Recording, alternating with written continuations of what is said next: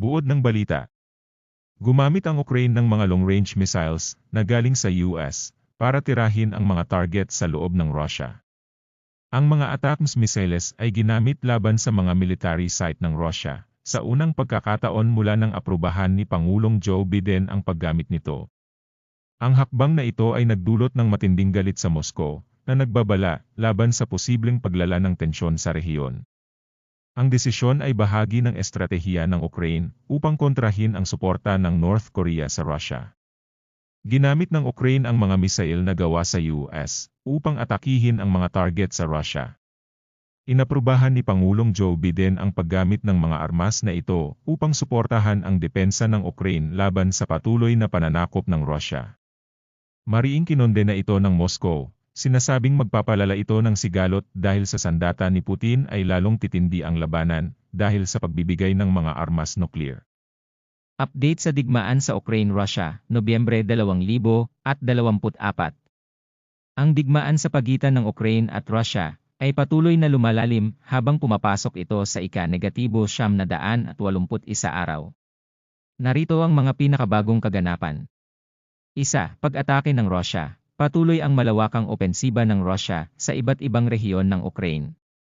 Kamakailan, inatake nito ang Kryvyi na nagresulta sa pagkamatay ng ilang sibilyan.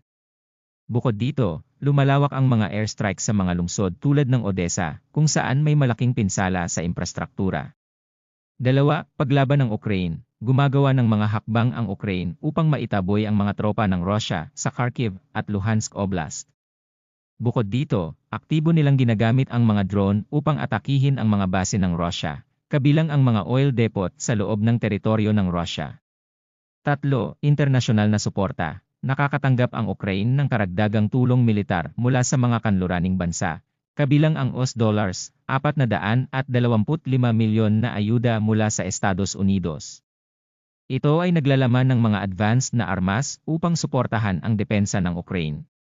4. Pag-igting sa nuklear. Nagbabala ang Russia ukol sa paggamit ng advanced missiles ng Ukraine na maaaring magpalala ng tensyon, habang binabago nila ang kanilang doktrinang nuklear upang bigyang diin ang banta ng patuloy na digmaan.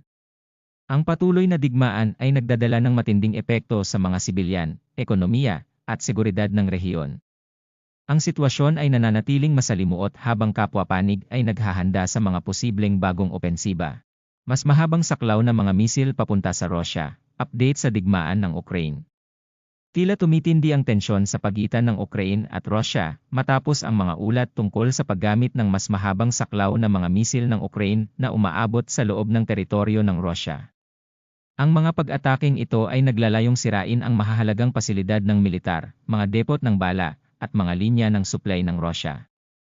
Ang paggamit ng mas advanced na mga armas ay posibleng resulta ng patuloy na suporta mula sa mga kanlurang bansa, partikular sa pagpapalakas ng kakayahan ng Ukraine sa modernong teknolohiya ng militar. Ang hakbang na ito ay nagdulot ng matinding reaksyon mula sa Russia, na nagbabanta ng mas malawak na mga hakbang bilang tugon.